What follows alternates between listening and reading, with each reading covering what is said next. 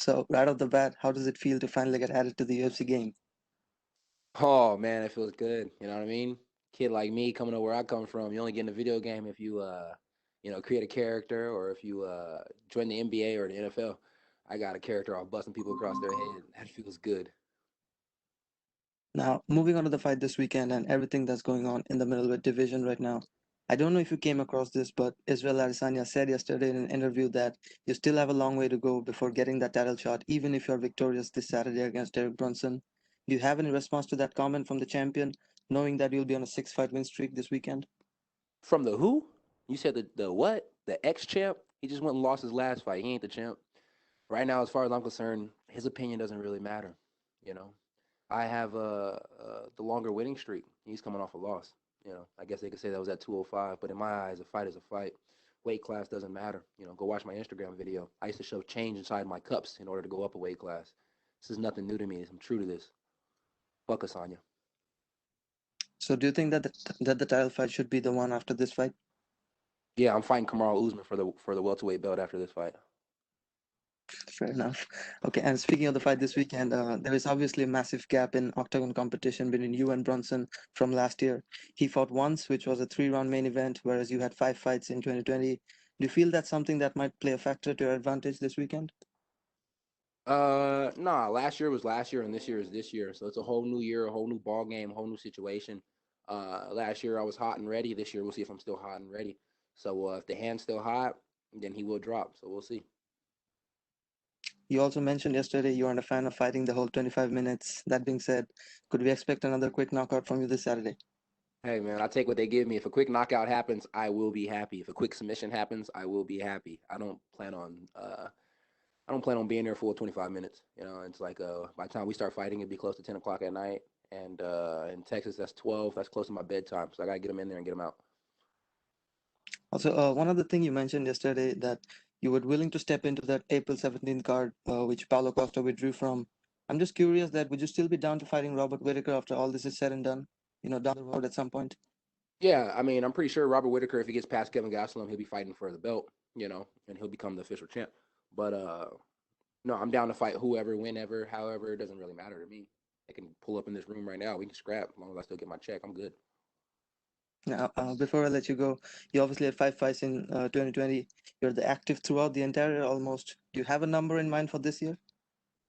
I'm just trying to beat that record. They say 5 is the record, so if I can get it with 6, I'll be happy. Honestly, if they count this fight as a calendar year and that's 6, then that's awesome. I'm just trying to break that record. It's like I feel like it's an easy record to break. 6 fights in 1 year, 7 fights in 1 year, 8 fights in 1 year. I mean, I could do that. That wouldn't be a problem. I've done it before. You know. But we look forward to fighting to your fight this weekend, and thank you for your time, Kevin. Thank you. We'll take our next questions from Hunter with MMA Weekly. Your line is open. Hey, Kevin, can you hear me? Yes, sir. I can. How you doing? Doing good. How about you? In 2018, I believe it was after your scrap with Thiago Santos, Derek Brunson actually complimented you, saying you were here to stay on Twitter, and you even responded by thanking him. Did you think back then in 2018 you guys could be potentially competing against one another, despite the kind words?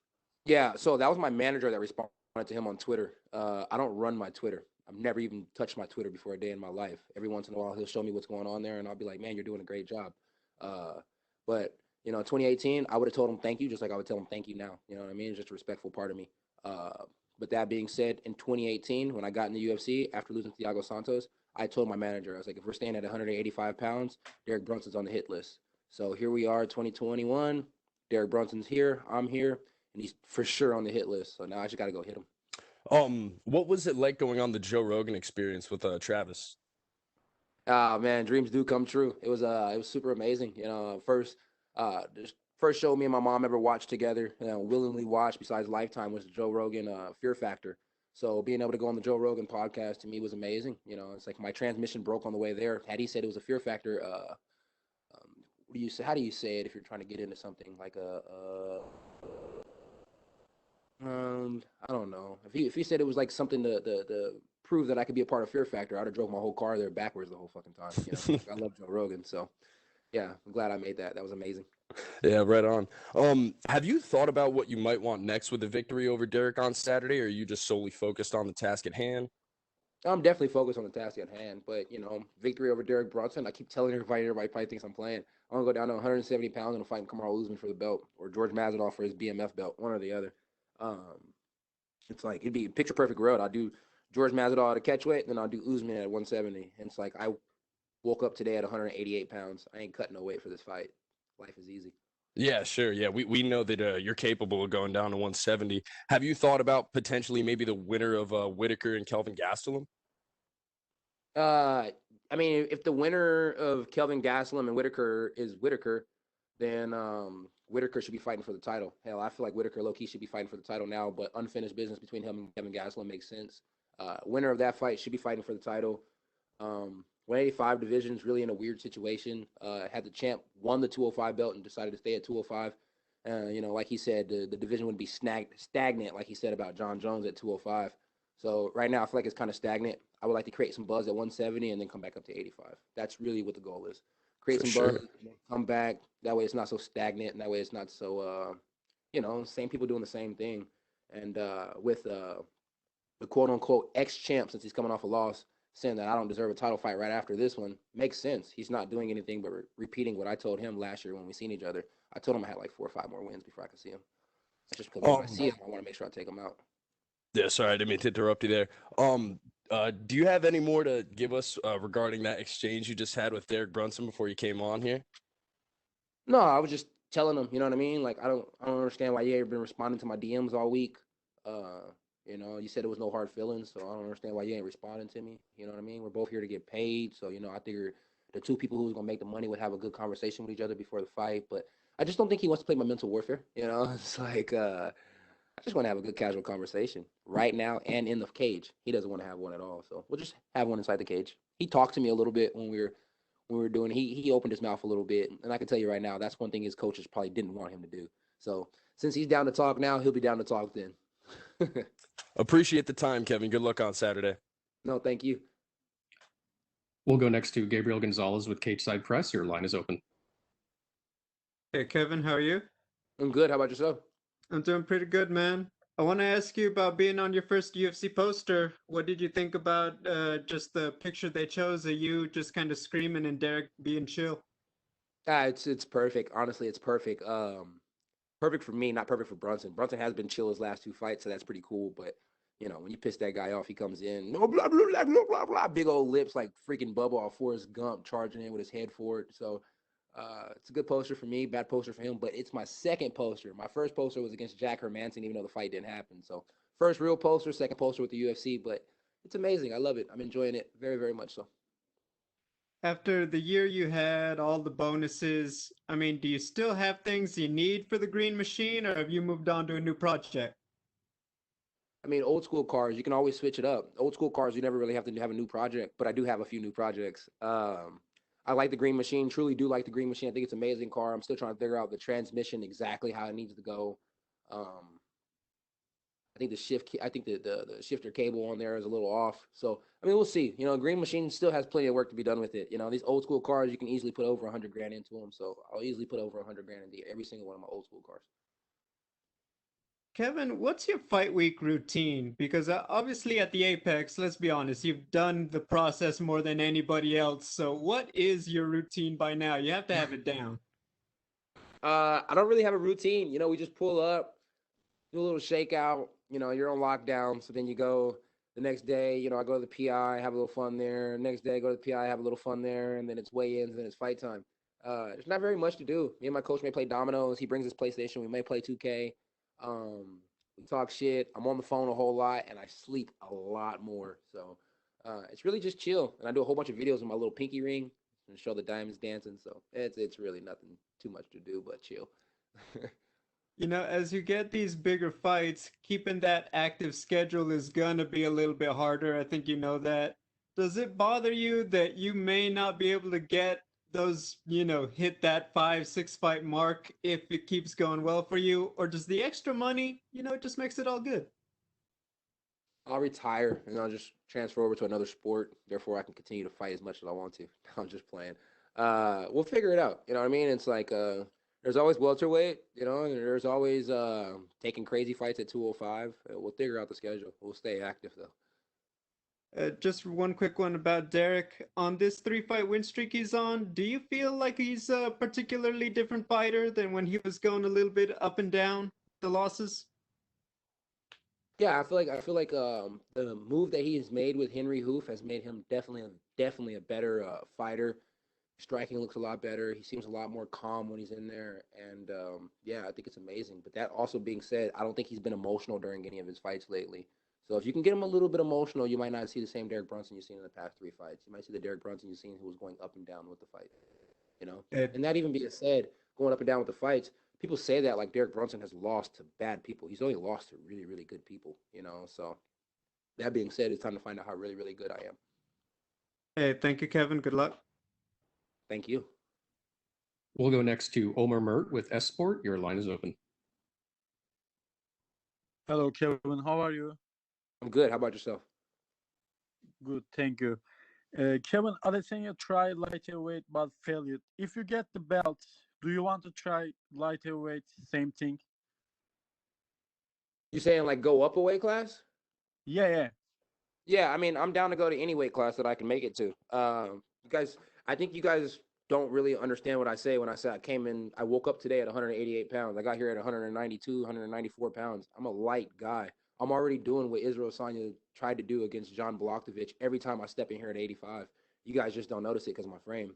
Uh, Now, if I was fighting at 70 this whole time, you guys would be like, "Oh my God, now he's coming up to 85. That's a big jump, right?" No, just don't get caught up on the hype so much. That's it's I don't know. I don't know how to answer that. I don't want to be an asshole. Give me another question. I'm sorry. Okay, okay. Another question. Adesanya and his coach insist he wants the Darren Till. What do you think about this? Is Darren Till is a contender? Look, I'm gonna tell you what I feel about Israel Adesanya, and then you can ask me other questions besides Israel Adesanya. All right? I Okay, think Israel Adesanya has a titty, and he was doing steroids to get that titty. All right. Next question. okay. Not more Hey guys, Adesanya. I don't want to talk about Israel Adesanya. You know what I mean? It's like you guys always want to talk about Israel Adesanya, and it's like he just lost. You know what I mean? He just lost a fight where he got beat up on the feet. And he's supposed to be the best striker in the sport. And then he got taken down and beat up there. You guys don't talk about that, but you guys talk about him stepping up a weight class and doing this, him doing this, him doing that. It's like then everybody's gonna view me as the bad guy because I'm up here telling you guys are fucking nuts for riding his dick so damn hard. Stop riding his dick so hard. Okay, another question from the fighting. You mentioned 2K. Which team do you choose the most, and do you have any favorite team in NBA? Do I have any what? Say it again one more time, please. You mentioned 2K games. Which team do you choose the most, and do you have a favorite team in the NBA? Oh yeah, NBA. I choose the Lakers over everybody. I didn't understand what the Um, first one was, but Lakers all day, every day. That's my number one team for sure. Always will be. okay, Always, forever. okay. You know Sorry what I mean? for the same questions, Kevin. You're Good luck on okay. Saturday. It's okay. It's okay, bro. I don't mean to be an asshole. It's just everybody wants to talk about Israel Adesanya, and he's coming off a loss. Nobody talks about that. They just talk about him like he's some type of god or something, and he's not. Okay, good luck, man. Thank you. Good luck to you too. We'll go next to Augusto Niez-Gay with Somos MMA. Your line is open. How are you doing? I'm doing good. How about yourself? I'm fine, thank you. Kevin, you've said yesterday that you prefer to fight 15 minutes instead of 25, and that UFC can make you the quote-unquote co-main champ. So I want to know, if you would have to choose someone from the division to be a contender for that title, who would it be? Who do you think deserves it, apart from you, of course? Man, the co-main champ who doesn't want to go 25 minutes. There's only one person in the world who doesn't want to go 25 minutes besides me, and that's probably Derek Lewis. If you're talking about 85ers, I have no idea. Man, it's like a lot of those guys like the idea of just sitting there looking at each other for 25 minutes. I hate that. I want to fight hard for 15 and go home. Sounds good. Sounds good. So Derek Lewis is the current aspirant to the champ.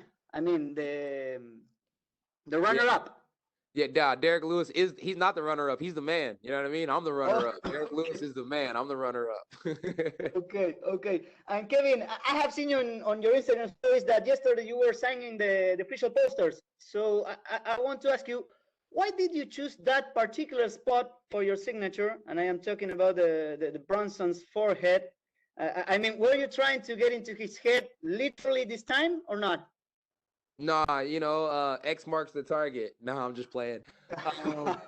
I actually got in there and I looked over to the side and somebody had signed like right on my mouth. And I was like, oh, really? We're playing this game. So then I just started signing on the man's forehead. It was just part of the game. We started playing and I started playing even harder. Okay. And Kevin, Derek said that you couldn't make it personal this time. I want to know, does that bothers you or is just other thing that happens during the fight week? No, it doesn't have to be. It doesn't have to be personal for me to punch you in the face. It doesn't have to be personal for me to want to still knock you out. It doesn't have to be personal for him to still be emotional. And he's an emotional fella. For him to say it's not personal, it must be pretty personal. So we'll see. Like I said, he hasn't responded to none of my DMs this week. He hasn't looked at none of the things that I've shared about him this week. It's just really sad, man. I just want to have a conversation with the man, and he doesn't want to talk to me. I'm big mouth, and he don't want to talk to me. It's really hurting my feelings. It may not be personal for him, but man, I'm emotionally scarred. I have to ask you, man. What do you share with him on the social media? What do you send to him? Hold on, let me look at it. It's so many. It's so many that I have to look at it. Like it's every day, all day. I'm just tagging him, just trying to talk to him. But their memes, their videos. Yeah, it's videos. He had an MMA junkie video, and I tagged him, and I said, Derek Brunson, bro, chill. We're not in the picture. He was talking about getting a title fight. And then there was this really good one. I really liked this one. It says, you cannot suffer the past or future because they do not exist. What you are suffering is the memory in your imagination. I said, Derek Brunson, don't think about the Izzy fight. It doesn't exist. So I thought that one was really amazing.